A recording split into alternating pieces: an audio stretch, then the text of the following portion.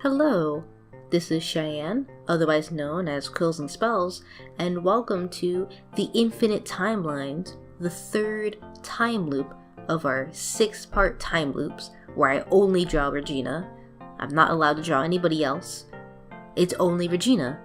Only Regina. Only Regina. So, the last 2 videos I talked quite a bit about her as a character and some cute little quirks and all that good stuff. I mentioned how she's a part of a podcast that I'm doing with my friends. It's a Dungeons & Dragons podcast. Regina is a queen in it, which is a lot of fun. And it takes a couple of episodes for her to show up. She's in episode 10, I believe, but it's worth the wait because she's my beautiful daughter. And if you disagree, I will fight you. So right now I'm sort of drawing her outside of that podcast and in the mix of this AU where I essentially inject her into a different podcast because I'm allowed to both make a podcast and like other podcasts. It's this weird phenomenon. This one is the Adventure Zone, which is a fun other D&D thing you should probably listen to. And I'm gonna try to stay away from spoilers, because I don't believe in that. But at this particular point in time, in the universe, Regina has sort of moved on from not being able to afford shit.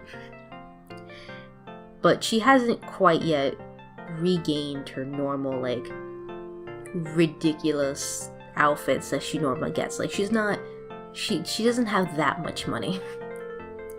It helps that, or I guess it doesn't help, that she's but a teenager. So she's allowed to buy a couple of things on her own, but, maybe you should hold off on buying super fancy outfits. You're a teenager, what are you gonna do with them? But in this particular instance, even though she doesn't have, her really fancy outfits, she is moving up.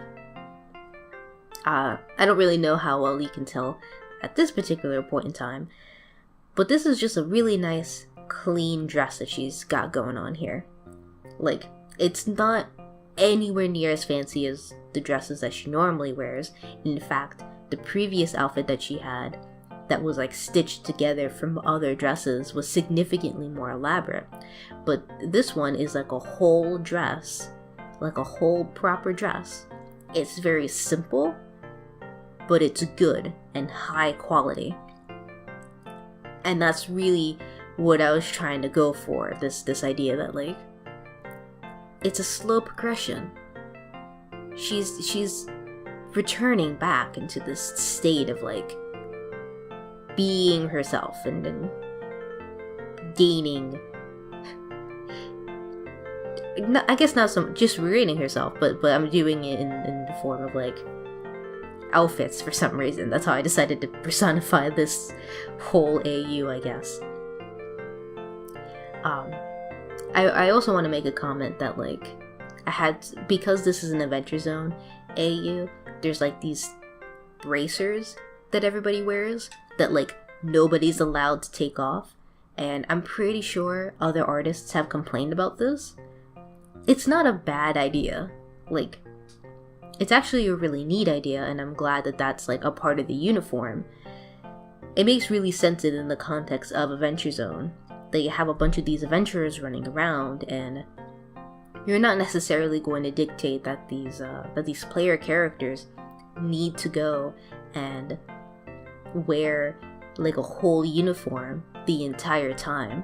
It's nice that they get they're allowed to be creative and have their individuality, but you still need to associate them with the larger plot that's going on. So it was a really cool idea to make it this bracer thing that I don't necessarily think people outside of their group would really raise an eyebrow to, but at the same token it's an easy identifying marker that, oh yeah, we're all a part of this club together. And I think it's a really cool idea.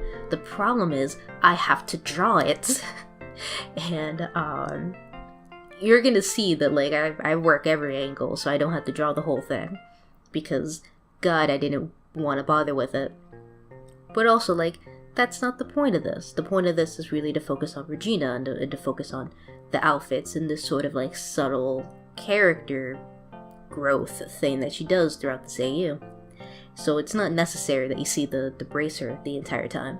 But God, is it, like, a little bit annoying. I don't know why, it shouldn't be, but it's just... I guess I'm not used to drawing, like, bracers.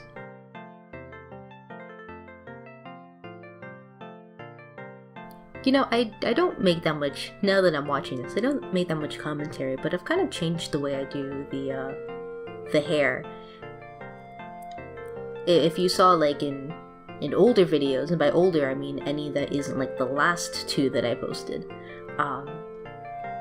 the way I sort of do the hair specifically is, you know, I do it on one layer so I can be a little bit messy, and then I use a clipping layer so I can still be messy, but only affect the hair parts.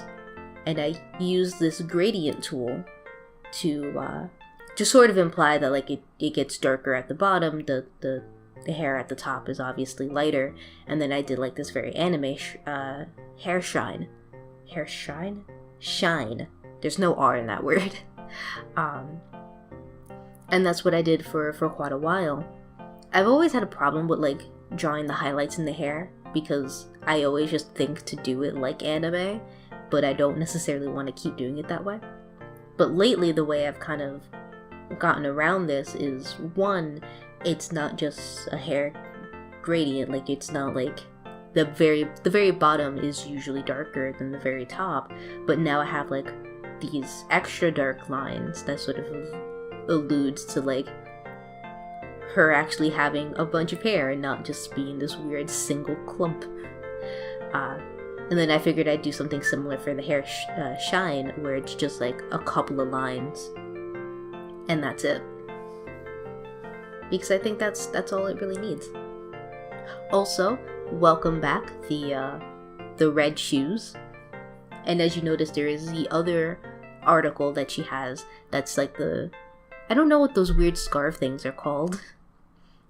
I only ever see, like, either really rich white women wear them, or people kind of, like, pretending to be rich white women wearing them. And I don't know what their name is, but Regina here has one. And it's really because one of the big things about this arc is pretending to be someone that you're not. The whole fun of it is that the player characters are...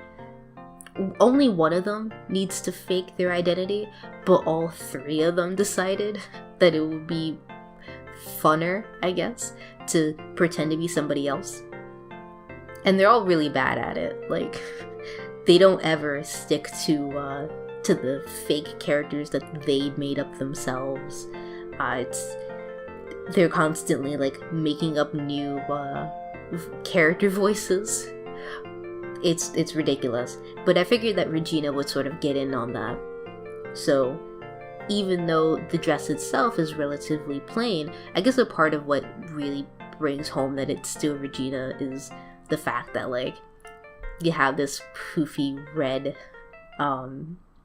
scarf thing that she wears and, like, these sunglasses. So maybe the outfit itself, the dress itself, isn't, like, elaborate like it normally would be, but it still has that Regina quality overall because she has these silly accessories. I don't know, that was, like, the thing I was trying to go for. I hope that, like, translated well.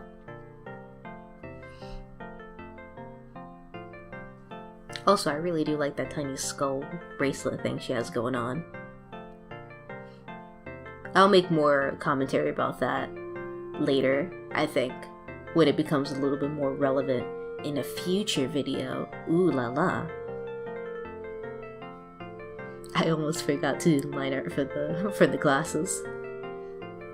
That was so close to forgetting to do it. I like those glasses. Oh, a bonus fun fact before I leave you guys. A lot of the outfit was inspired by the final Pam. If you don't know who she is, death will come for you swiftly, but also just Google it. Her Regina's outfit isn't like 100% match to the final Pam's, because I didn't think that that outfit fits Regina, both in her current state and how she normally is. But I took like the sunglasses and like that red fluffy scarf thing. I took that from the final Pam. I was just trying to have the air about it, really. So once again, we're almost at the end of this video, so I'm gonna let you keep watching the background, just do its thing, and I'm gonna leave you guys. But I hope you had a fun time with me, and I hope to catch you guys around for the next video, because there's like 3 more, I think. So yeah, later fams.